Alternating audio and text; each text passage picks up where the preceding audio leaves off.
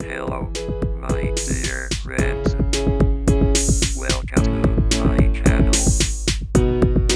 Don't forget to like, share, subscribe, and press the bell icon.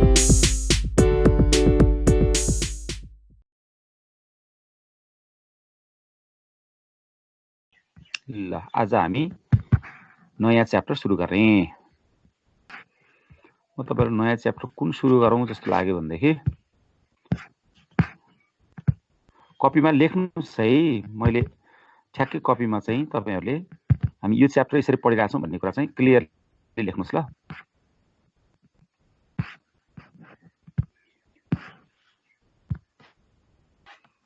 ल अहिलेको चाहिँ मार्केटमा पनि रिलेटेड र एकदम हट टपिकको रूपमा रहेको अलिक सर्ट टपिक च्याप्टर 7 पढौं है त। अब एकैचोटी 1 2 3 पढेर 7 पढौं। Is it visible? देखिराख्नु? Yes, sir. Okay good. ल तपाईहरु लेख्नुस् है।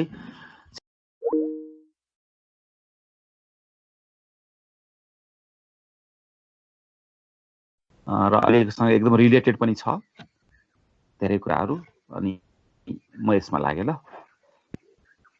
किनभने कस्ट अफ क्यापिटल पढिसकेपछि मैले तपाईहरुलाई इन्भेस्टमेन्ट डिसिजन अर्थात क्यापिटल बजेटिङ पढाउनै पर्छ। यो चाहिँ अलिक इन्डिपेन्डेन्ट च्याप्टर छ के।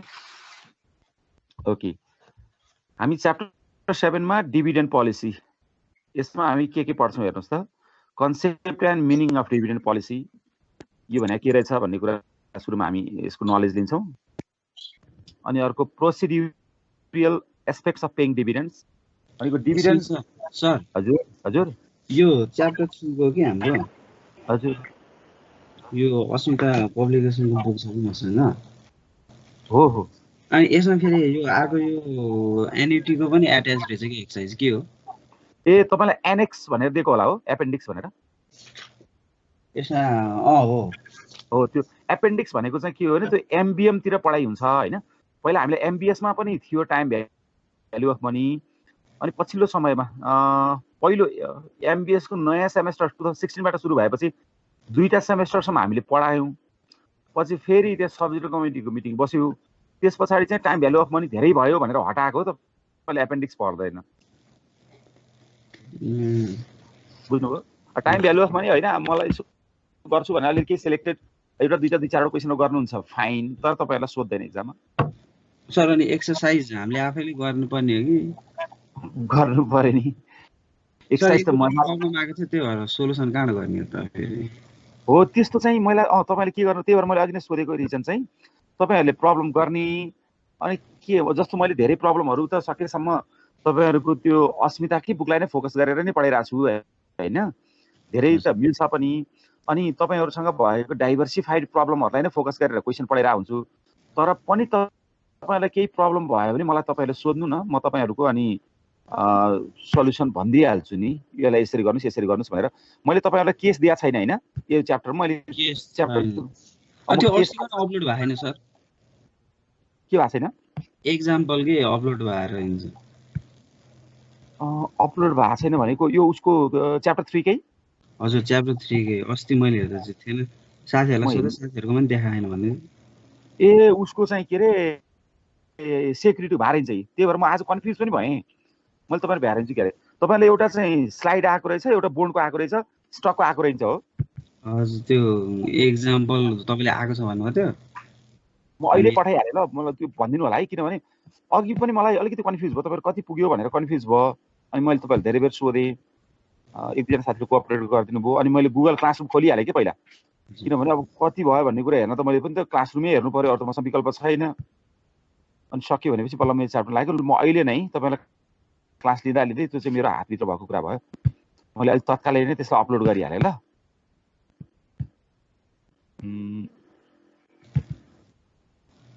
गरि नै हाले त्यो चाहिँ मैले। तपाईहरुलाई एकैछिन नोटिफिकेसन आइहाल्छ होला। युनिट 3 को इलस्ट्रेसन के को भने स्टक भ्यालुएसन ल। अनि अर्को कुरा मेरो मेटेरियलहरु चाहिँ तपाईहरुले आफूसँग मात्रै राखिदिनु होला है। मैले एकदमै धेरै तपाईलाई मेटेरियल सप्लाई गरेको छु। कतिपय मेटेरियलहरु मेरो आफ्नो पनि अब धेरै मेहनत गरेको हुन्छ। त्यो मेटेरियललाई मैले तपाईलाई स्टुडेन्ट कम्युनिटीमा मात्रै शेयरिङ गरे हुनाले अनि त्यसलाई चाहिँ एउटा तपाईँले कुरो सजेस्ट गरौँ सर मैले भन्नु न। यो हाम्रो न्युमेरिकल सब्जेक्ट के सर हजुर अब तपाईँले बरु यो यति नम्बरदेखि यति नम्बरसम्म गरेर भनिदिनु अनि हामी बरु नेक्स्ट क्लासमा डिस्कस गर्दा हुँदैन हुन्छ किन नहुनु। बरु त्यो नम्बरदेखि त्यसो नम्बरसम्म मैले गर्न खोजेको छ यार सानो सानो कि अब त्यो थ्योरिटिकल प्रब्लम जस्तो आयो कि हजुर अलिकति टाइम हेरे चाहिँ किल गर्छ होइन, हजुर त्यो चाहिँ हो, हुन्छ किन हुनु। त्यही त न्युमेरिकल सब्जेक्ट फेरि यसरी त टुको त गर्दा गर्दै भइन्छ हजुर मैले तपाईँलाई न्युमेरिकलमा एडिकेट मेटेरियल त आछ जस्तो लाग्छ, मेटेरियल पुगेको छ होला होइन तपाईँहरूलाई? मेटेरियल पुगेको छ सर, त्यो कुनै कुनै चाहिँ फेरि रहन्छ कि जस्तै एन फाइन गर्ने आएन होइन। ए मैले त्यो एन फाइन गर्नु खोजेको एन फाइनै गर्न सकेन कि। एन त केमा निकाल्नु पर्यो र तपाईँलाई? Time value of money price दिएको छ हजुर, अनि कुपन रेट दिएको छ हजुर, अनि म्याचुरिटी टाइम निकाल्नु पर्यो अनि इन्ट्रेस्ट रेट दिएको छ कि हजुर। हो त्यसमा चाहिँ एनजी ए ल ठिक छ, मैले तपाईँलाई अहिले भर्खरै त्यो स्टक भ्यालुएसनको चाहिँ पठाइदिएँ होइन। अब यसो गरौँला नि त, अलिकति हामी सबैजना नै स्मार्ट हुनु पर्यो, किनभने न्युमेरिकल सब्जेक्टको टाइम चाहिँ एकदमै धेरै किलो हुन्छ। मलाई लाग्छ हामीहरूको क्लासेसहरू पनि भनौँ न, मैले आफूले डिस्टर्ब नै भए पनि अरू बेला मात्र रेगुलर भयो हुनाले क्लास जतिसुकै धेरै भए पनि थ्योरीको तुलनामा त दोब्बरै क्लास चाहिन्छ। अनि जस्तो मैले थ्योरी सक्ने बित्तिकै मैले जुन टाइपको क्वेसन पढाउँछु तपाईँले त्यही टाइपको क्वेसनहरू गर्नुहुन्छ भन्ने मेरो चाहिँ मान्यता हुन्छ होइन। मेरो फाइन गर्नै सकेन कि सर, ठ्याक्क तपाईँले त्यो यो नम्बरको चाहिँ यो हो भनेर ठ्याक्क भनिदिनु भने हामीलाई सहिलो हो नि त। ए ल हुन्छ, ल यो च्याप्टरबाट हामी त्यो चाहिँ ट्राई गरौँ न त। ए हुन्छ हुन्छ है, जस्तो मैले यो थ्योरी पढाएर सक्ने बित्तिकै न्युमेरिकल पढ्न सुरु गरेपछि तपाईँहरू चाहिँ यो न्युमेरिकल गरेर आउनुहोस् है भनेर भन्छु नि त म। हुन्छ ल ओके। अब यसमा अर्को भनेको चाहिँ डिभिडेन्ड बाँड्न त बाँड्ने, तर यसको पनि त केही प्रोसिडर्सहरू that is needed to be followed by the company, कम्पनीले त्यो फलो गर्नुपर्ने हुन्छ, त्यो बारेमा हामी पढ्छौँ। र डिभिडेन्ड डिस्ट्रिब्युसन मोडल चाहिँ कस्तो कस्तो हुन्छ त, डिभिडेन्ड बाँड्दाखेरि कसरी बाँड्छ त, कम्पनीले कस्तो कस्तो मोडल फलो गर्छ भन्दाखेरि दुईवटा हुन्छ खास, एउटा रेसिडुअल अर्को स्टेबल भित्र फेरि तीनवटा हुन्छ कि, त्यो हामी अहिले पछि हेरौँला। अनि cash distribution and form value, bonus share distribution होइन कि, क्यास डिभिडेन्ड डिस्ट्रिब्युट गरिसकेपछि फर्मको भ्यालु चाहिँ के हुन्छ त, भ्यालु भनेको सेयरको प्राइस, त्यसरी बुझ्नु पर्यो। फर्म भ्यालु भनेको चाहिँ सेयरको प्राइस, त्यो के हुन्छ भन्ने कुरा चाहिँ हामी थ्योरीहरू छ, त्यो थ्योरीहरू हामी पढ्छौँ। मोडिग्लियानी एन्ड मिलरको थ्योरी छ। अनि क्लाइन्टेल इफेक्ट एन्ड सिग्नलिङ, यो पनि थ्योरी नै हो एक प्रकारले। क्लाइन्ट्सहरूलाई चाहिँ क्लासिफाई गर्यो भने क्लाइन्ट्सहरूको कस्तो कस्तो खालको चाहिँ उनीहरूको इन्ट्रेस्ट सो हुन्छ मार्केटमा, र क्लाइन्ट्सको इन्ट्रेस्टले चाहिँ डिभिडेन्डमा के असर गर्छ भन्ने कुरा हो। र त्यो डिभिडेन्डमा असर गर्छ भन्नुको अर्थ त्यो इफेक्टले गर्दाखेरि सेयरको प्राइसमा के असर, फाइनली हेर्ने हो भने हामीले सबै कुराको चाहिँ सेयरको प्राइसमा असर हेर्ने हो। सेयरको प्राइसमा भएको असर भनेको चाहिँ के रहेछ तपाईँको, फर्मको भ्यालु हो। र अर्को सिग्नलिङ भनेको इन्फर्मेसनको कुरा हो। नेपालमा पनि तपाईँहरू सुन्नुहुन्छ, जहाँ पनि सुनिन्छ यो कुरा होइन।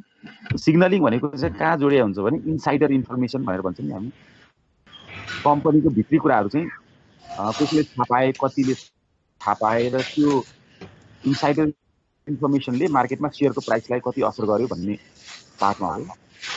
अनि अर्को चाहिँ स्टक रिपर्चेज, कुनै पनि कम्पनीले आफ्नो कम्पनीको सेयर मार्केटबाट आफैले रिपर्चेज गर्दाखेरिको सामान्य अवस्थालाई हामी पढ्छौँ।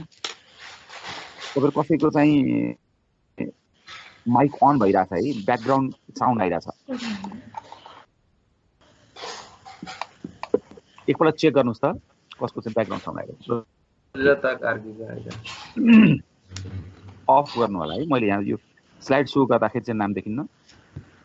Managerial considerations as to share repurchase policy, अब सेयर रिपर्चेज पोलिसीको लागि म्यानेजरियल कन्सिडरेसन्सहरू के हुनुपर्ने, अथवा डिभिडेन्ड पोलिसी एउटै कुरा हो।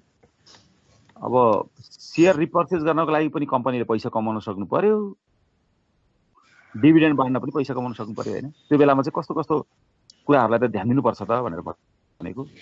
अनि डिभिडेन्ड पेमेन्ट प्र्याक्टिसेस इन नेपालमा डिभिडेन्ड पेमेन्ट प्र्याक्टिसेसहरू चाहिँ के छ त अथवा कस्तो छ त भनेर हामी अलिकति हेर्छौँ। भनेपछि यति गरिसकेपछि बल्ल हाम्रो चाहिँ सबै सकिन्छ। ल हेर्नुहोस् है, भनेपछि यति कुराहरू चाहिँ हामीले कभरअप गर्ने रहेछौँ। यो टपिक चाहिँ के छ भने नेपालमा पनि साउनदेखि पुससम्म चाहिँ अलिक बढी हट टपिकको रूपमा रहन्छ एभ्री इयर। हामी अब फाइनेन्सको स्टुडेन्ट भएको हुनाले यसलाई टपिकको रूपमा लिने एउटा कुरा छ। स्टक एक्सचेन्ज स्टक मार्केटमा चाहिँ इन्भेस्टरहरूले आफूलाई एकदम बढी भनौँ न कन्सर्नको विषय भएको हुनाले उहाँहरूले यसलाई हट टपिकको रूपमा राख्नुहुन्छ वाट एभर। अब डिभिडेन्ड पोलिसी अथवा डिभिडेन्डको चाहिँ अलिकति कन्सेप्टको कुरा गर्दाखेरि सिम्पली चाहिँ whenever the company is able to make profit, जब कम्पनीले चाहिँ प्रत्येक आर्थिक वर्षको अन्तिममा नाफा कमाइसक्यो भन्ने कन्फर्म हुन्छ, त्यो नाफा कमाइसकेपछि त्यो नाफालाई के गर्छ भन्ने कुरा हो। So where do we see that income, where is that reflected, त्यो चाहिँ इन्कम स्टेटमेन्टमा अर्थात् प्रफिट लस एकाउन्टमा त्यो रिफ्लेक्ट हुन्छ है। प्रफिट लस एकाउन्टमा त्यो रिफ्लेक्ट हुन्छ। जब हामीले प्रफिट लस एकाउन्ट अर्थात् इन्कम स्टेटमेन्टको लास्टको भ्याल्यु पोजिटिभ देख्छौँ नि, त्यो नेट इन्कम अथवा नेट प्रफिट भन्ने भ्यालु जब हामी पोजिटिभ देख्छौँ तब we will be very much sure कि the company is in profit. कम्पनी केमा छ? प्रफिटमा छ। यस, हामीलाई त्यो कुरा थाहा भयो। अब त्यो प्रफिटमा भइसकेपछि त्यो कम्पनीले त्यो प्रफिटमा भएको अमाउन्टलाई के गर्न सक्छ भने it may retain all the amount of profit for business, हैन, फर द रिइन्भेस्टमेन्ट। त्यो बिजनेसकै लागि रिइन्भेस्ट गर्नको लागि सबै पैसालाई रिटेन्सन गर्न पनि सक्छ। इट मिन्स 100% रिटेन्सन, 0% डिस्ट्रिब्युसन, भनेको बाँड्दै नबाँड्ने, सबै कमाएर राख्ने एउटा कन्डिसन। र अर्को त्यो जति नाफा कमाएको छ त्यो चाहिँ सबै बाँड्दैन, 100% डिस्ट्रिब्युसन, नो रिटेन्सन। हेर्नुहोस् है, 100% नै बाँड्यो र कति पनि राख्ने एउटा त्यो हुनसक्छ। अर्को some percentage of profit to retain, some percent of profit to be distributed. केही पर्सेन्ट चाहिँ नि बाँड्ने, केही पर्सेन्ट चाहिँ राख्ने हो। नेपालको कन्डिसनमा कस्तो देखिन्छ भनेदेखि अथवा ओभरअल वर्ल्डमै हेऱ्यो भने पनि फरक फरक नै छ के। तपाईँको बक्सार हाथवेले चाहिँ नि अब 100% रिटेन गर्छ, हैन। अब मोस्ट अफ द कम्पनीजहरूले चाहिँ नि केही पर्सेन्टेज बाँड्छन्, केही पर्सेन्टेज चाहिँ रिटेन गर्छन्।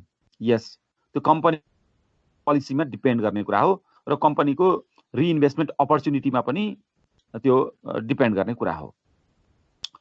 जस्तै अब कुनै कम्पनीले कमाएको टोटल नाफालाई हामीले नम्बर अफ सेयरले डिभाइड गर्यौँ भने we get earning per share. हामी के पाउँछौँ? अर्निङ पर सेयर पाउँछौँ। मानौ अर्निङ पर सेयर चाहिँ 40 रुपियाँ आयो, फर इक्जाम्पल 40 रुपिज आयो। 40 रुपिजमा हैन तपाईँको चाहिँ 20 रुपियाँ बाँड्यो भने 50% बाँड्यो नि त, त्यो चाहिँ that is called dividend pay out ratio. Obviously हामीलाई के थाहा हुन्छ भने 50% चाहिँ रिटेन गरे हो, राखे हो भन्ने हुन्छ। That is called retention ratio. त्यसलाई हामी के भन्छौँ? रिटेन्सन रेसियो भनेर भन्छौँ।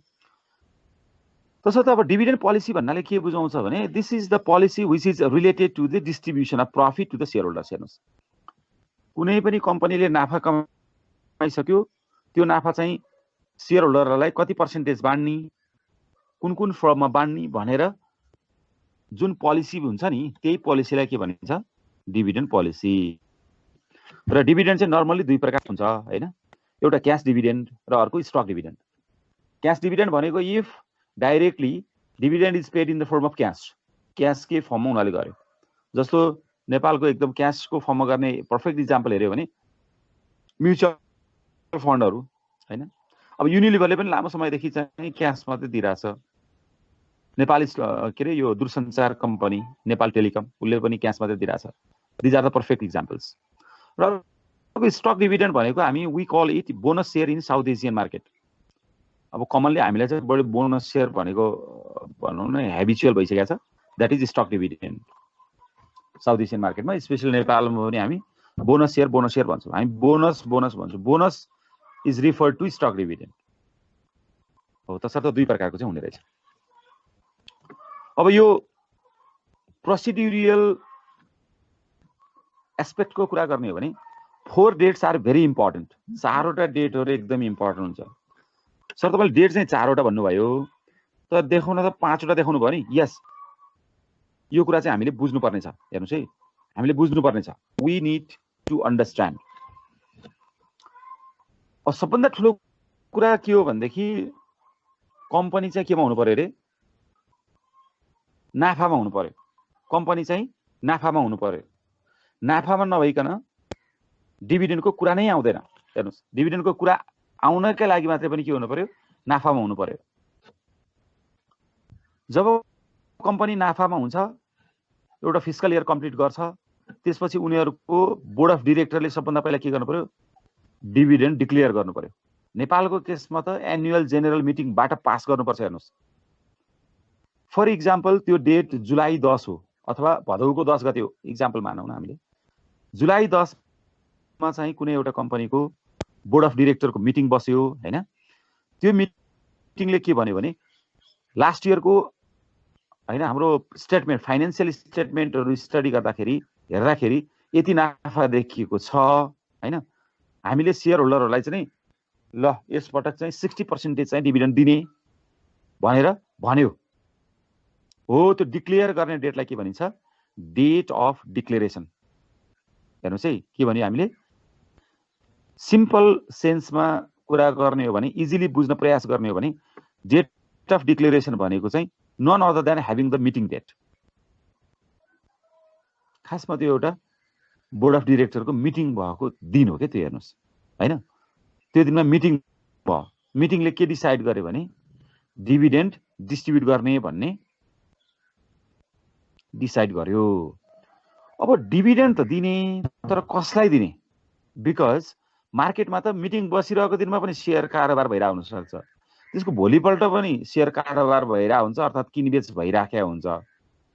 कसलाई दिने त भनेर भन्यो भने त्यो कुराको त डिसिजन सँगसँगै गर्नु पर्यो नि।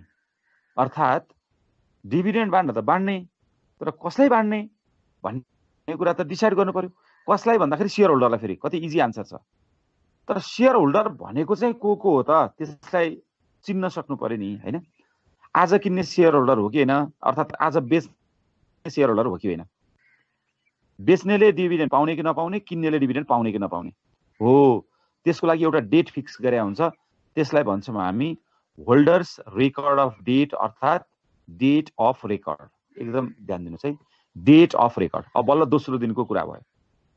पहिलो दिन भनेको चाहिँ जुलाई 10 मा मिटिङ बसेर डिभिडेन्ड डिक्लेयर गरेको डेट भयो हैन। अर्को डेट भनेको चाहिँ कुन भयो त? अब तपाईको होल्डर्स डेट अफ रेकर्ड, अर्थात् डेट अफ रेकर्ड भनेको मतलब के हो त? त्यो चाहिँ हामीले बुझ्नु पर्यो नि। जस्तै तपाईहरु टियु को एमबीएस को कोर्स पढ्दै हुनुहुन्छ हैन, इक्जाम दिनु पर्यो भने सबैले त इक्जाम दिन पाउँदैन नि त हैन।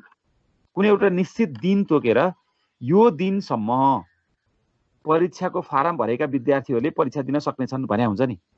हो, त्यसको अर्थ के हो? त्यो डेट अफ रेकर्ड हो नि। त्यो अन्तिम दिन चाहिँ के हो? डेट अफ रेकर्ड होइन त। त्यो अन्तिम दिनसम्म जो विद्यार्थीहरूले परीक्षाको फारम भरे तिनै विद्यार्थीहरूले परीक्षा दिन पाउँछन्, अरूले त पाउँदैनन्। अन्तिम दिनसम्म पनि फारम नभर्ने विद्यार्थीहरूले त परीक्षा दिन पाउनुहुन्न। यसको मतलब के हो त? त्यो अन्तिम दिनसम्म चाहिँ डेट अफ रेकर्ड रहेछ नि त। हो, त्यस्तै कुनै पनि कम्पनीको शेयरहरू किनबेच गर्ने क्रममा त्यो सेप्टेम्बर 15 भनेर मान्ने हो भने, यो चाहिँ इक्जाम्पलको डेटमा थियो है, मान्ने हो भने सेप्टेम्बर 15 सम्म जसले शेयर किनेको रेकर्ड कम्पनीको रेकर्ड बुकमा हुन्छ नि, उनीहरूले मात्रै डिभिडेन्ड पाउँछन्।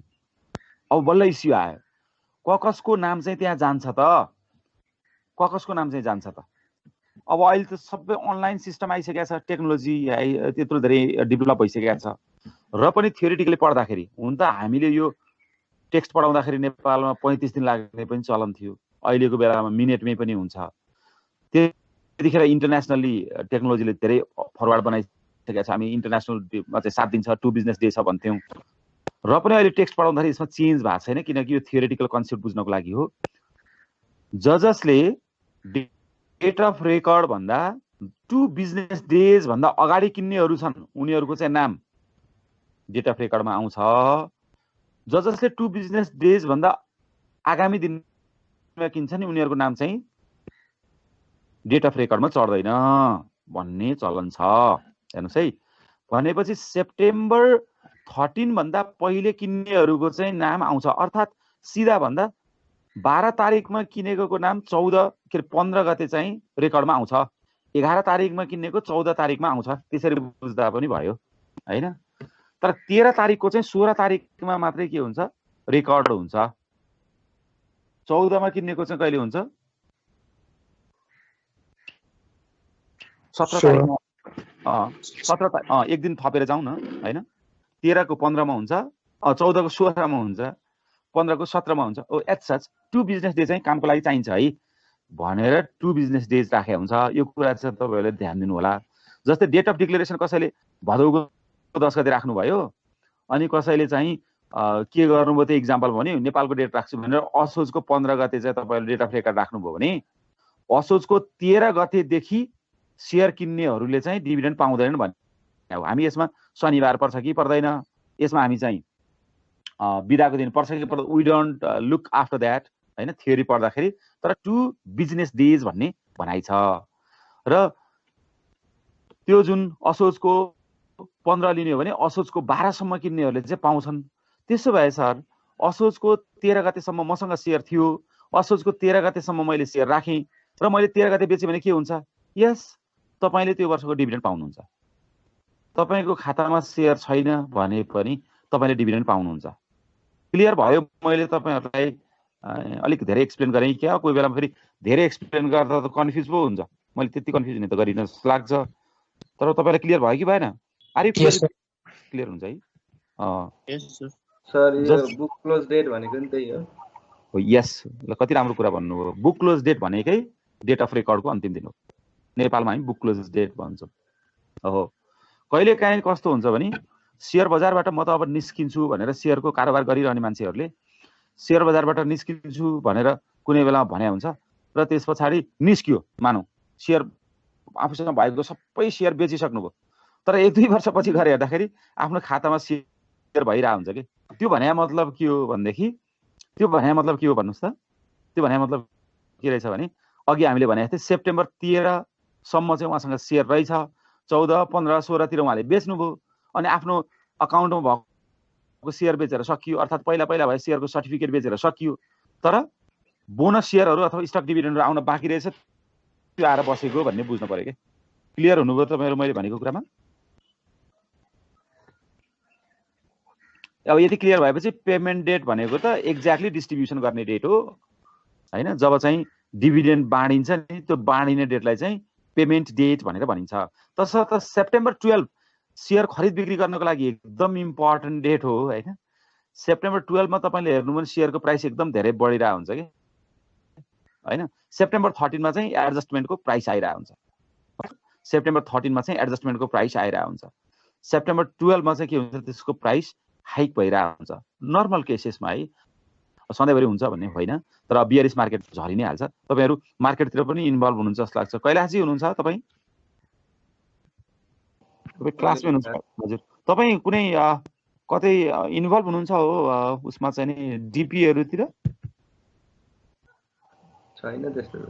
ए होइन, म अस्ति तपाईको चाहिँ त्यो ग्रुपहरुमा तपाईकै जस्तो नाम लाग्यो कि, अनि डिपीहरु हैन डिम्याट अकाउन्टहरु खोल्ने कुराहरुमा तपाईहरुको ग्रुपबाट इन्फर्मेसन आएको जस्तो पनि लागिरहेको थियो कि। अनि एकदम खुसी लाग्यो, आफ्नो स्टुडेन्टहरु हुँदाखेरि खुसी लाग्छ कि। अनि ए हुनुहुँदो रहेछ जस्तो लाग्यो। अनि हिजो त्यस्तै भयो। म यसो दिउँसोतिर चाहिँ अलि फुर्सदको दिन अनि मैले एकैछिन क्लब हाउस छिरेको, पुरानो विद्यार्थी सर तपाई बोल्दिनु पर्यो भनेर आइरहेको थियो कि। भनेपछि आफ्नो स्टुडेन्टहरु हुँदाखेरि चाहिँ एकदम खुसी लाग्छ, को हुनुहुँदो रहेछ भने जस्तो हुन्छ कि।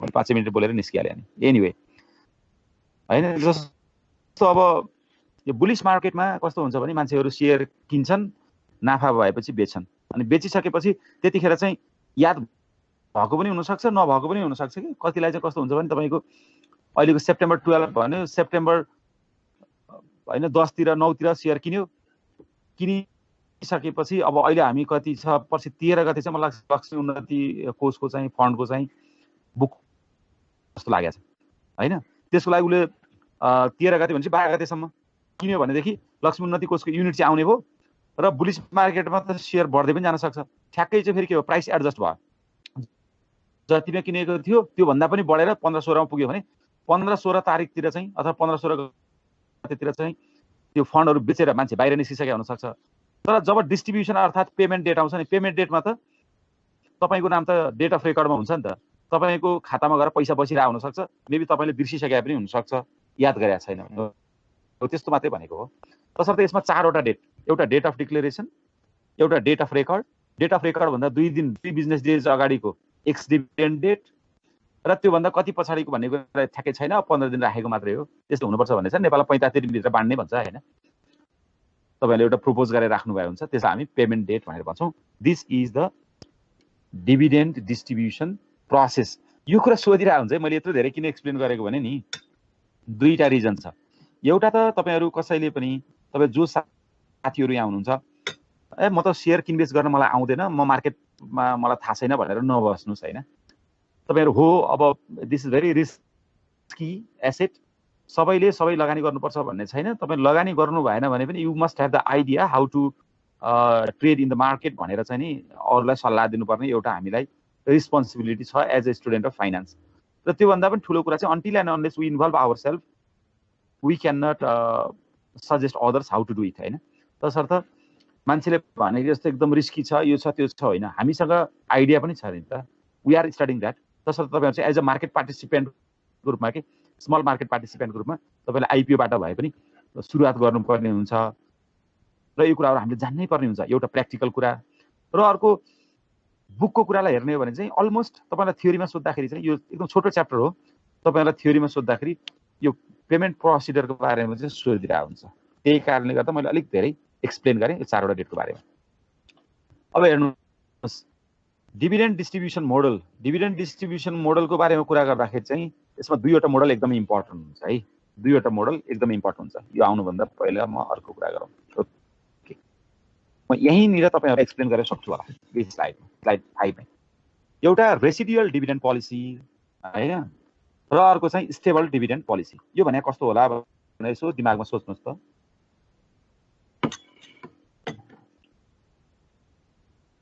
For what it stands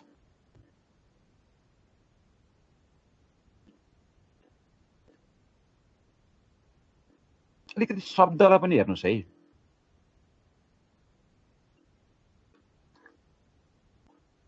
okay मलाई लाग्छ तपाईले पक्कै पनि केही सोच्नु भयो होला रेसिडुअल भनेको चाहिँ बाँकी रहेको भनेको त हो नि हैन अंग्रेजीको रेसिड्यु भन्ने शब्द भनेको बाँकी रहेको स्टेबल भनेको सधैँभरि उस्तै करिब कन्स्ट्यान्टली त्यति नै दुईटा कुरा छ कन्सिस्टेन्टली भनेर भनेको अब कस्तो छ तपाईको भने मार्केटमा हैन डिभिडेन्ड दिइरहने कम्पनीलाई राम्रो कम्पनीको रूपमा लिइने चलन छ र व्हिच इज गुड एउटा एनालाइसिस पनि हो कम्पनी कति राम्रो हो कति नराम्रो भन्दाखेरि if the company is able to distribute dividend always good company सधैँ नाफा कमाउँदछ भन्ने एउटा इन्डिकेसन त भयो नि हैन अब त्यसरी नाफा कमाइरहेको कम्पनीहरु हो भने नाफा नकमाएको कम्पनीको त वी डोन्ट टक हेर्नुस् अब डिभिडेन्ड पोलिसी भनेको मैले अघि नै भनिसके नाफा कमाएको छैन भने त्यो कम्पनी हाम्रो स्टडी भित्र पर्दै परेन के रेसिडुअल डिभिडेन्ड पोलिसी भनेको चाहिँ तपाईलाई म एक्जाम्पल दिउँ कुनै एउटा कम्पनीले 5 मिलियन नेट प्रॉफिट गर्यो 50 लाख र त्यो कम्पनीको चाहिँ इक्विटी इन्भेस्टमेन्टको लागि एकदमै राम्रो अपर्च्युनिटी आयो जहाँ 3 मिलियन लगानी गर्नुपर्ने छ हामीले न्युमेरिकल गर्ने नै यस्तै हो भने सबभन्दा पहिला चाहिँ लगानी गर्ने 3 मिलियन र बाँकी रहेको 2 मिलियन मात्रै बाँड्ने त्यसलाई भन्छौं हामी residual dividend policy sir 5 million लगानी गर्ने मौका आयो भने के गर्ने नि yes if that is very good opportunity if rate of return is higher लगानी गर्छ नो डिभिडेन्ड त्यो वर्ष डिभिडेन्ड बाँड्दैन so dividend is not the right of the share holders dividend चाहिँ शेयर होल्डरको राइट हैन है तपाईको the company is very much flexible in paying dividends दिन पनि सक्छ नदिन पनि सक्छ, कम्पनीको बोर्डको डिसिजनमा भर पर्ने कुरा हो। र स्टेबल डिभिडेन्ड पोलिसी भनेको चाहिँ फेरि यो 3 प्रकारको छ। स्टेबल भनेको त हामीले पढिसक्यौँ त हैन, योभन्दा अघिल्लो च्याप्टर पढ्दाखेरि financial securities can be categorised into different categories. एउटा भेरिएबल इन्कम सेक्युरिटी, अर्को fixed income security.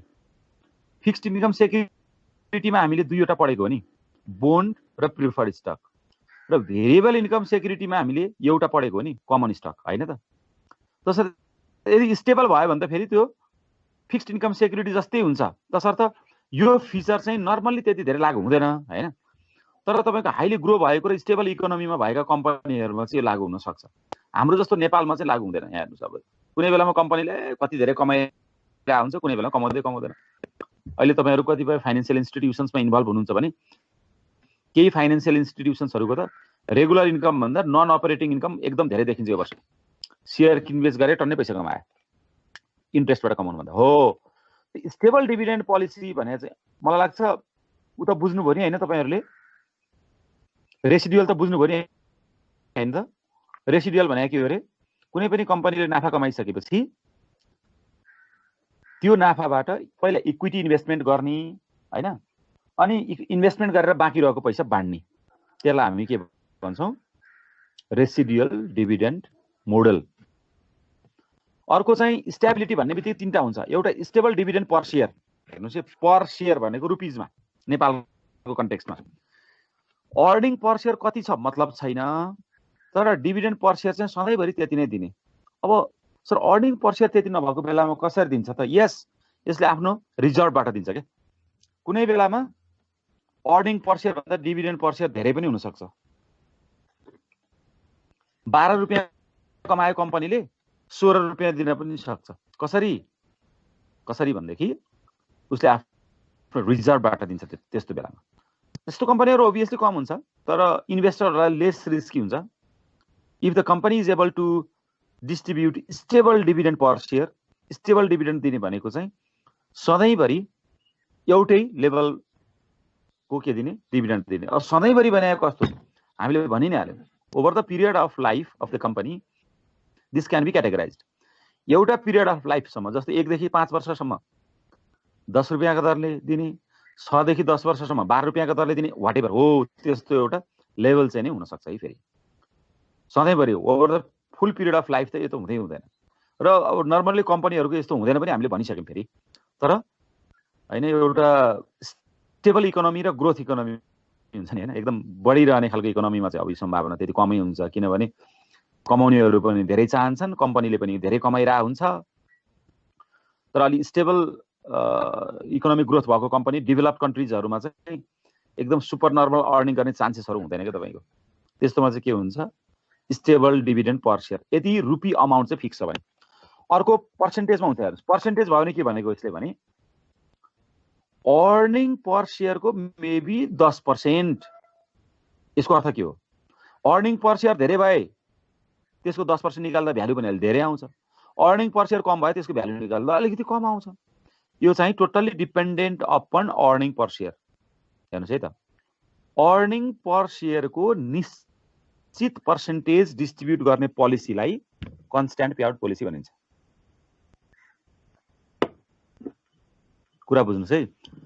Stable dividend र कन्स्ट्यान्ट पेआउट भन्दा उस्तै जस्तो सुनिन्छ क्या। अब नाम हो, नामलाई तपाईहरुले एकदम दिमागमा राख्नु पर्यो। You need to keep in your mind.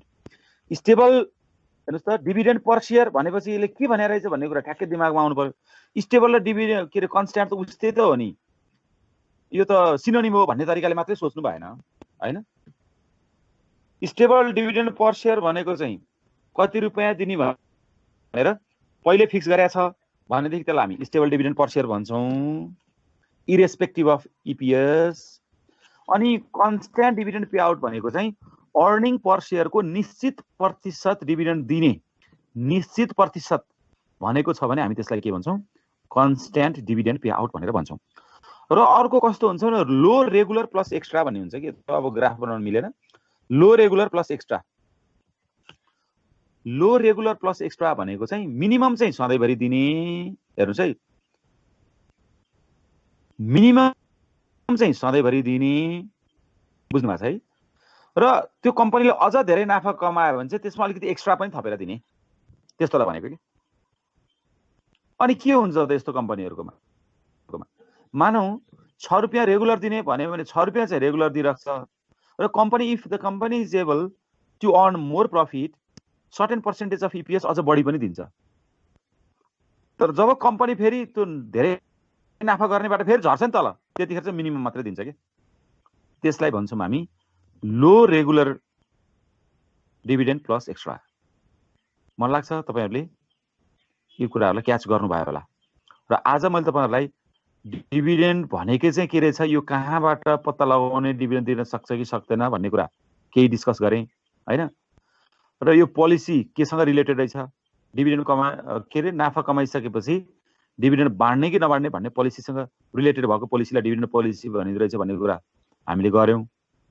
अनि प्रोसिड्युरल एस्पेक्टको बारेमा पनि वी टक्ड हैन। कम्पनीले नाफा कमाउँदै त्यति भातुते बाड्ने हो त होइन, यसको 4 वटा डेट एकदम इम्पोर्टेन्ट हुँदो रहेछ भनेर एउटा मिटिङ गर्ने डेट, डेट अफ डिक्लेरेसन, अर्को बुक क्लोज अर्थात होल्डर्स रेकर्ड अफ डेट, त्यसको 2 बिजनेस डे अगाडिकोलाई एक्स डिभिडेन्ड डेट, र त्यसको करिब 15-20 दिन पछाडि आगामी दिनलाई चाहिँ हामीले के भन्यौं डेट अफ डिस्ट्रिब्युसन। र अब डिभिडेन्ड चाहिँ कति प्रकारको कस्तो मोडलमा बाँड्छ यसले भन्दाखेरि 2टा मोडल। एउटा के रहेछ तपाईको रेसिडुअल मोडल। रेसिडुअल मोडल भनेको चाहिँ कम्पनीले नाफा कमाउँछ, कमाएको नाफाबाट सबभन्दा पहिला इक्विटी इन्भेस्टमेन्ट गर्छ राम्रो प्रोजेक्टहरुमा। इक्विटी इन्भेस्टमेन्ट गरेर पनि बाँकी रहन्छ भने त्यो बाँकी रहेको पैसालाई चाहिँ के गर्छ यसले बाँड्छ भने त्यसलाई हामी रेसिडुअल मोडल भन्छौं। र अर्को चाहिँ stable dividend policy. Stable dividend भनेको चाहिँ त्यो रुपैयाँमा पनि स्टेबल हुन सक्छ, त्यो पर्सेन्टेजमा पनि स्टेबल हुन सक्छ। रुपैयाँमा हुनेलाई हामीले स्टेबल डिभिडेन्ड पर शेयर भनेर भन्छौं। त्यो भनेको चाहिँ कस्तो भने अर्निङ पर शेयर जति भए पनि एभ्री इयर चाहिँ डिभिडेन्ड पर शेयर चाहिँ फिक्स्ड हुने, त्यसलाई हामीले के भन्छौं स्टेबल डिभिडेन्ड पर शेयर। अर्को कन्स्ट्यान्ट पे आउट रेशियो भनेको चाहिँ अर्निङ पर शेयरको निश्चित पर्सेन्टेज बाड्ने, त्यसलाई हामी के भन्यौं कन्स्ट्यान्ट पे आउट रेशियो। अर्को के रहेछ त लो रेगुलर डिभिडेन्ड प्लस एक्स्ट्रा भनेको मिनिमम एउटा लेभल अफ डिभिडेन्ड चाहिँ फिक्स्ड गरिदिने र नाफा धेरै कमाएको छ भने त्यो वर्षमा चाहिँ कम्पनीले धेरै दिने। आई होप मैले तपाईलाई रिभिजन पनि गरे आज कोर्स। अब अर्को हेर्नुस् cash distribution and value of the firm. We are not talking about stock dividend. यहाँ तपाईहरु एकदम इम्पोर्टेन्टली कहिलेकाहीँ स्टुडेन्टहरुलाई अब नेपालको मार्केटमा रिलेट गरेर हेर्दाखेरि एकदम कन्फ्युज भएको फिल गरे हुनाले मैले अहिले फोकस गरेको cash distribution. We are not talking about stock distribution. Stock अर्थात बोनस शेयर डिस्ट्रिब्युसनको कुरा गरे हैन, किनकि we are talking about some theory. Modigliani and मिल्लरले 1958 मा प्रोपोज गरेको थियोरी हो यो अमेरिकन कन्टेक्स्टमा हैन। यो भनेको 2 प्रकारको थियोरीहरु छ, एकदम सजिलोसँग बुझ्नु होला है। यसलाई अप्ठ्यारोसँग बुझ्नुभयो भने गाह्रो जस्तो लाग्छ, एकदम के रहेछ भने जस्तो हुन्छ। तर सजिलोसँग बुझ्नुस्, म सजिलोसँग भन्ने तपाईलाई प्रयास गर्छु। यसले के भन्छ भने कुनै पनि कम्पनीले नाफा कमाएर त्यो नाफालाई क्याशको रूपमा अर्थात डिभिडेन्डको रूपमा बाँड्यो भने त्यसको स्टक प्राइसलाई असर गर्छ कि गर्दैन त भनेर भनेको हो के। भ्यालु अफ द फर्म भनेको भ्यालु अफ इक्विटी नै हो। तपाईहरु बुझ्नुस्, भ्यालु अफ फर्म भनेको मैले के पढाइसकेको छु भने value of firm is equal to value of equity plus value of debt भनेर पढाएको छु नि त हैन। डेट नभएको कम्पनीको भ्यालु अफ फर्म भने त भ्यालु अफ इक्विटी नै हो नि। अथवा डेट छ भने पनि इक्विटीको भ्यालु बढ्यो भने फर्मको भ्यालु बढ्यो, इक्विटीको भ्यालु घट्यो भने फर्मको भ्यालु घट्यो। इक्विटीको भ्यालु बढ्ने वा घट्ने भनेको चाहिँ स्टकको प्राइसले डिपेन्ड गर्ने कुरा हो। यसले के भनेको भने 2 वटा थ्योरी छ हेर्नुस्। एमएमले नै 2 वटा थ्योरी उहाँले भन्नुभएको छ। एउटा डिभिडेन्ड इरिलेभेन्स थ्योरी, अर्को dividend relevance theory. Dividend irrelevance theory भनेको चाहिँ कम्पनीले डिभिडेन्ड दियोस् कि नदियोस् शेयर होल्डरको वेल्थको भ्यालुमा चाहिँ केही पनि डिफर गर्दैन भन्न खोजेको। किन त्यस्तो भनेको यो थ्योरीले भने कहीँ पनि घट्ने त चान्सै छैन नि। तपाईले कम्पनीबाट डिभिडेन्ड लिएर गए, तपाईले क्याश लिएर जानुभयो, त्यसले सेयरको बजारमा सेयरको प्राइस बढेन भने पनि तपाईले चाहिँ के लानुभयो त डिभिडेन्ड लगिसक्नुभयो नि त्यो तपाईकै पैसा हो कसैलाई केही पैसा दिनु परेन तपाईको आफ्नो सम्पत्ति हो हैन मार्केटमा चाहिँ सेयरको रूपमा राख्नुस् कि घरमा पैसाको रूपमा लैजानुस् तपाईकै सम्पत्ति हो भन्ने लजिक हो यसको बिहाइन्ड तर होइन तपाईहरुले चाहिँ नि डिभिडेन्ड लग्नु भएन भने त्यो कम्पनीले नाफा कमाएर रिजर्भ बलियो भयो भने सेयरको प्राइस बढ्छ तपाईले आज पो तपाईले क्याश लानु भएन त तपाईलाई आज पो आफ्नो सम्पत्ति चाहिँ नबढे जस्तो लाग्छ त तपाईको सम्पत्तिको रिफ्लेक्सन त सेयरको मार्केट प्राइसमा भइहाल्छ नि तपाईले डिभिडेन्ड नलगेको कुराले गर्दाखेरि सेयरको प्राइस हाई हुन्छ तसर्थ अल्टिमेटली तपाईको वेल्थमा असर गर्दैन भने तसर्थ तपाईहरुले यसलाई लेख्दा चाहिँ कसरी लेख्ने हो भने मोडिग्लियानी एन्ड मिल्लरको डिभिडेन्ड इररिलेभेन्स थ्योरीले के भन्छ भने डिभिडेन्ड पोलिसीले सेयरको प्राइसमा असर गर्दैन सेयरको प्राइसमा असर गर्दैन भन्नुको अर्थ सेयर होल्डरको वेल्थमा केही पनि असर हुँदैन भनेर भन्छ भने तर यो थ्योरी कतिखेर मात्र लागू हुन्छ भने यदि त्यहाँ ट्याक्स छैन र ट्रान्ज्याक्सन कस्ट छैन भने मात्र हेर्नुस् अब तपाईले डिभिडेन्ड लानी डिभिडेन्ड यो वर्ष तपाईलाई 50,000 आउनु पर्ने अब ट्याक्स नै काट्दियो 10,000 40,000 मात्र आएन तपाई सम्पत्ति घटिहाल्यो नि अनि डिभिडेन्ड बाँड्ने बेलामा अथवा सेयर किनबेच गर्ने बेला ब्रोकरको कस्ट नै फेरि आयो अर्को 5-7,000 घट्यो नि तसर्थ यो त्यतिखेरको चाहिँ आइडियलिस्टिक वर्ल्डमा गरेको परिकल्पना हो हैन त्यो भनेको विश्वमा तपाई ट्रान्ज्याक्सन कस्ट पनि लाग्दैन ट्याक्स पनि लाग्दैन भनेर गरेको परिकल्पना हो तर लाग्छ नि हैन ट्याक्स लागिहाल्छ ब्रोकरेज कस्ट लागिहाल्छ तसर्थ अहिलेको बेलामा चाहिँ डिभिडेन्ड इरिलेभेन्स थ्योरी चाहिँ थ्योरीमा मात्रै रह्यो प्र्याक्टिकली लागू हुँदैन अर्को डिभिडेन्ड रिलेभेन्स थ्योरी चाहिँ प्र्याक्टिकली लागू हुन्छ डिभिडेन्ड रिलेभेन्स थ्योरी भने चाहिँ तपाई के हो भने हो डिभिडेन्ड बाँड्नाले अथवा नबाँड्नाले के हुन्छ त शेयर होल्डरको इक्विटीको भ्यालुमा अथवा फर्मको भ्यालुमा असर गर्छ उनीहरुको वेल्थमा असर गर्छ किनभने there is the presence of tax and transaction cost तपाईहरुलाई मैले सजिलोसँग बुझ्नुस् भने दुईवटा कुरा फेरि एकपल्ट दोहोर्याउँछु मोडिग्लियानी एन्ड मिल्लर भन्ने सम्झिनु पर्यो डिभिडेन्डको थ्योरीको बारेमा कुरा गर्दाखेरि भ्यालु अफ फर्म र क्याश डिस्ट्रिब्युसनको कुरा गर्दाखेरि मोडिग्लियानी एन्ड मिल्लरले थ्योरी प्रोपाउन्ड गर्नु भएको छ ती विशेष गरेर दुई प्रकारका थ्योरीहरु छन् ती दुई प्रकारका थ्योरी के हुन् त एउटा डिभिडेन्ड इरिलेभेन्स थ्योरी हो डिभिडेन्ड इरिलेभेन्स थ्योरीले के भन्छ भने चाहे कम्पनीले डिभिडेन्ड बाँडोस् या नबाँडोस् शेयर होल्डरको वेल्थमा केही पनि फरक पर्दैन भन्ने थ्योरी नै इरिलेभेन्स हो असर गर्दैन भन्ने डिभिडेन्ड रिलेभेन्स थ्योरी भनेको चाहिँ के हो भने असर गर्छ भन्ने थ्योरी हो यति बुझ्नुस् के असर गर्छ भनेको अर्थ चाहिँ किनभने विश्वमा ट्याक्स पनि प्रेजेन्स छ हैन त्यसपछि ट्रान्ज्याक्सन कस्ट पनि छ तसर्थ कुनै पनि कम्पनीले डिभिडेन्ड डिक्लेयर गर्यो भने शेयर होल्डरहरूले त्यो डिक्लेयर गरेको डिभिडेन्ड ठ्याक्कै त्यति बराबरको अमाउन्ट प्राप्त गर्दैनन् शेयर बेचे भने बेचे बराबरको पैसा पनि प्राप्त गर्दैन किनभने त्यसमा कस्ट लाग्छ तसर्थ उनीहरुको के हुन्छ वेल्थ त घट्छ नि तसर्थ अहिलेको वर्ल्डमा चाहिँ डिभिडेन्ड बाँड्नले या नबाँड्नले शेयर होल्डरको वेल्थमा असर गर्छ भनेर भनेको अब अरु थ्योरीहरु अलिअलि हामी हेर्ने मात्रै है त्यति इम्पोर्टेन्ट छैन यो दुईवटा जस्तो तर बुझ्न चाहिँ बुझ्ने एउटा डिभिडेन्ड प्रिफरेन्स थ्योरी भन्ने छ डिभिडेन्ड प्रिफरेन्स थ्योरी भनेको चाहिँ पछि कम्पनीले के गर्छ मेरो जिन्दगीको पछि पनि के हुन्छ no dividend I require now मलाई अहिले नै चाहियो भन्ने खालको चाहिँ हुन सक्छ अब यो विशेष गरेर हाम्रो जस्तो कन्ट्रीमा भन्दा पनि त्यस्तो कन्ट्रीहरु जो डेभलप्ड कन्ट्रीहरु छन् यङ एज र ओल्ड एजमा गभर्नमेन्टले हेर्दिन्छ भने त्यस्तोमा भएका यङ इन्भेस्टरहरुले के भन्छन् विकेन्ड बनाउने भने जस्तै कुनै पनि कम्पनीको फिस्कल इयर सक्यो त्यहाँ त तपाईको क्वार्टरली डिभिडेन्ड भन्ने पनि हुन्छ के क्वार्टरली डिभिडेन्ड हैन वर्ष सकिने बित्तिकै होइन कि क्वार्टर अथवा एउटा चाहिँ क्वार्टर सकिने बित्तिकै डिभिडेन्ड मन्थली डिभिडेन्ड भनेर पनि कुराहरु आइसक्न थालिसके भनेपछि उनीहरुले चाहिँ सकेसम्म छिटो फास्ट कन्जम्पसन गर्ने इन्भेस्टरहरुले चाहिँ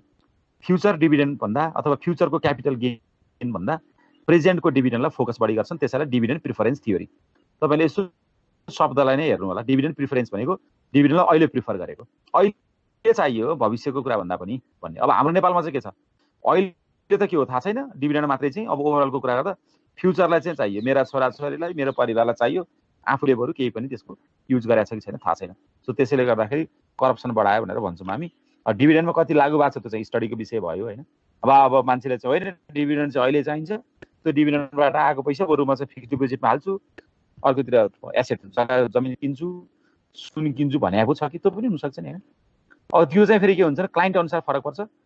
एकछिन पछाडि हामी त्यसमा हेरौँ।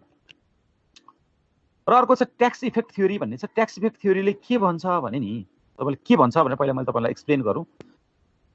कुनै कुनै देशमा कस्तो हुन्छ भने कुनै पनि कम्पनीले अथवा जुनसुकै कम्पनीले क्यास डिस्ट्रिब्युसन गर्दाखेरि ट्याक्स एकदम धेरै लाग्ने कन्डिसन भएको हुनसक्छ। ट्याक्स धेरै भयो भने के हुन्छ भन्नुहोस् त, टेक होम मनी चाहिँ कम हुन्छ नि, होइन र?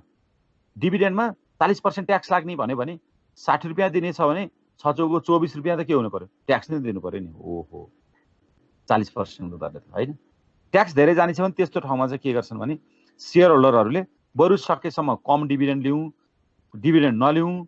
बरु डिभिडेन्ड नलिएपछि के हुन्छ त, अघि नै हामीले भने जस्तै त्यसको सेयरको प्राइस त बढ्दै जान्छ, किनकि जसले पनि के भन्छ अथवा एनालाइसिस गर्दाखेरि पनि के देखिन्छ भने त्यो कम्पनीको रिजर्भ भ्यालु चाहिँ बढेको देखिन्छ। रिजर्भको प्राइस बढ्नु भने रिजर्भको भ्यालु बढ्नु भनेको मार्केटमा सेयरको प्राइस पनि बढ्नु हो। तसर्थ they think that dividends are not important.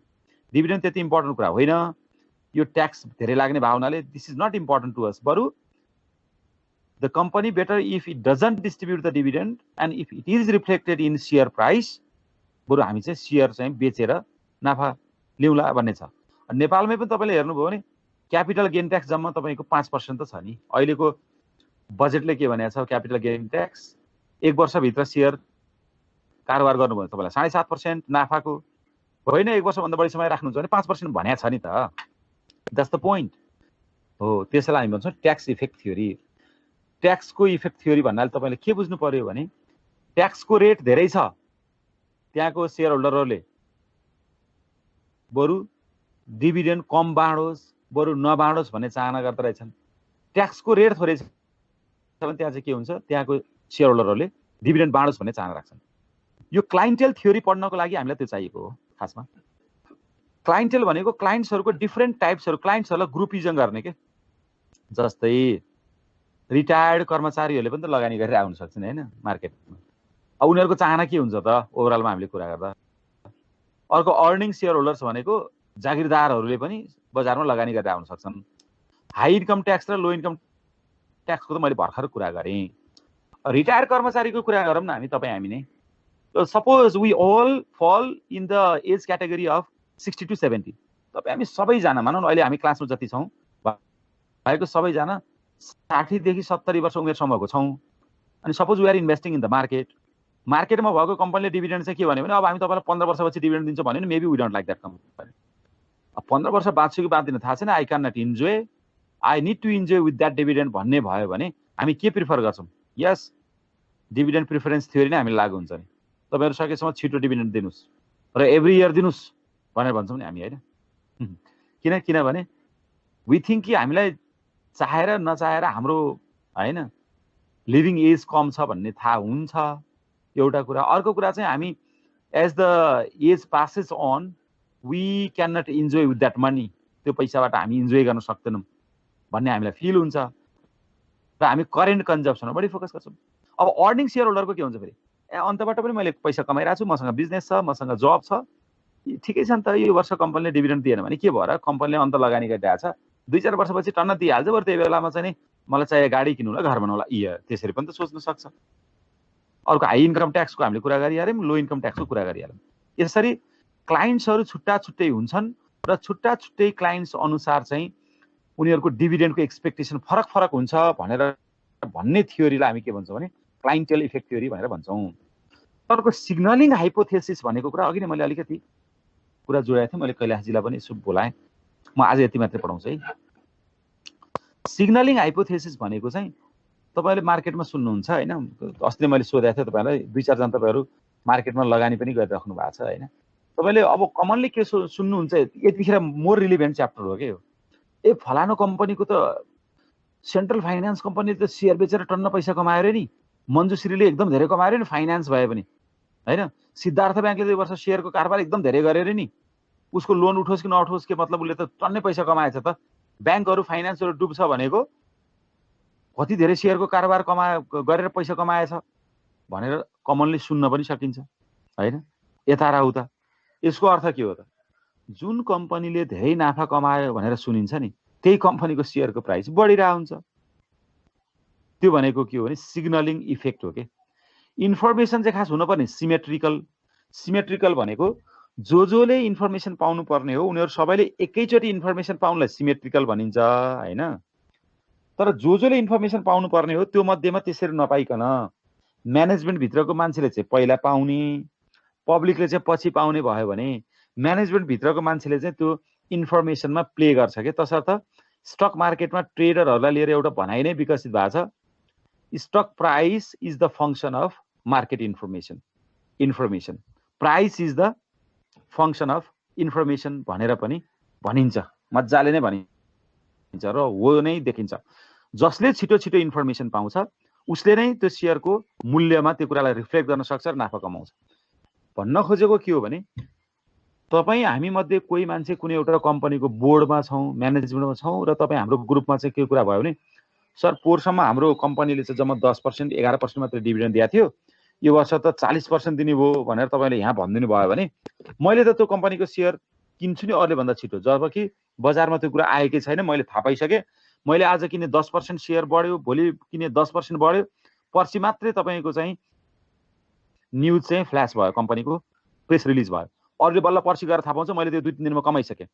पर्सि न्युज फ्ल्यास भएपछि फेरि 2-4 दिन पर्छ नि, त्यो बढेको मैले त बेचिदिन पनि सक्छु कि। यसरी त्यो सिग्नलले पनि के दिन्छ भनेदेखि त्यो इन्फर्मेसनले पनि सेयरको भ्यालु घटबड हुने कुराहरूलाई असर गर्छ। अर्थात् डिभिडेन्ड धेरै बाँड्दैछ या थोरै बाँड्दैछ भन्ने सिग्नल अथवा इन्फर्मेसन यदि सबैलाई बराबर पुग्नुपर्ने ठाउँमा इन्साइडर इन्फर्मेसन भयो अथवा त्यसको म्यानेजमेन्ट बस्ने मान्छेहरूले छिटो छिटो थाहा पाए र त्यो कुरा बजारमा गयो भने त्यसको प्राइसमा रिफ्लेक्ट हुन्छ। ल मैले यति कुरा तपाईँहरूलाई गरेँ। आज मैले यति फेरि बिचमा छोड्न पनि मिलेन, भोलिबाट स्टक डिभिडेन्डको कुरा हुन्छ हैन। अब फेरि एकपटक हामीले कुरा गर्दाखेरि चाहिँ तपाईँहरूले पक्कै बुझ्नुभयो होला मैले कहाँसम्म पुर्याएँ भनेर। मैले रिभिजन पनि गरेँ, अहिले त अब रिभिजन नगरौँ। हेर्नुहोस् है, हामी कन्सेप्ट एन्ड मिनिङ अफ डिभिडेन्डको कुरा गऱ्यौँ, आज प्रोसिड्युरल एस्पेक्टको बारेमा निकै लामो डिस्कसन गऱ्यौँ, यो मोडलको पनि कुरा गऱ्यौँ, स्टेबलमा 3टा हुन्छ भनेर पनि भन्यौँ। अनि क्यास डिस्ट्रिब्युसन र फर्म भ्यालुमा 2वटा थ्योरी एकदम इम्पोर्टेन्ट, एउटा इरिलिभेन्स थ्योरी असर गर्दैन, रिलिभेन्स थ्योरी असर गर्छ। दुईटै फेरि मोडिग्लियान एन्ड मिलरको। र सम्झिनुहोस् असर त्यतिखेर गर्दैन जतिखेर त्यहाँ ट्याक्स पनि छैन र ब्रोकरेज चार्ज पनि छैन। असर त्यतिखेर गर्छ जतिखेर दुईटै कुरा छ। हजुर सर एक्सक्युज मी सर। हजुर हजुर भन्नु न सर मलाई त्यो गुगल क्लासरुममा एड गरिदिनुस् न। ए तपाईको मलाई चाहिँ जीमेल एड्रेस अहिले भर्खर पठाइदिनुस् त, म एड गरिदिन्छु है। मलाई च्याट बक्समा तपाईको जीमेल एड्रेस दिनुस् है। ओके। अनि क्यास डिस्ट्रिब्युसन र फर्म भ्यालुमा हामीले 2वटा रिलिभेन्स र इलिभेन्स थ्योरी पढि सँगसँगै हामीले अरू केही कुराहरू पनि पढ्यौँ जुन कुरा हाम्रो सिलेबसमा त छैन तर हामीलाई पढ्न जरुरी हुन्छ। बर्ड इन ह्यान्ड थ्योरी अर्थात् डिभिडेन्ड प्रिफरेन्स थ्योरी र ट्याक्स इफेक्ट थ्योरीको बारेमा पढ्यौँ। र त्यो 2वटै कुराहरू फेरि क्लाइन्टेलमा इफेक्ट देखिएको थियो। क्लाइन्टेल भनेको चाहिँ क्लाइन्ट्सहरूलाई डिफ्रेन्ट क्याटेगोरीमा राखेको। एउटा के रहेछ, रिटायर्ड कर्मचारीहरू, इन्कम सेयर होल्डर्सहरू, low income tax, high income tax ब्रेकेटको कुराहरू। र सिग्नलिङ थ्योरी भनेको चाहिँ इन्फर्मेसनसँग रिलेटेड कुराहरू। मलाई लाग्छ मैले तपाईँहरूलाई यति कुराहरू आज डिस्कसन गरेँ र भोलि हामी थ्योरीको कुराहरू हामी सकेर अनि हामी न्युमेरिकलमा जान्छौँ। हुन्छ, मैले तपाईँलाई यति भने। Are you clear with this?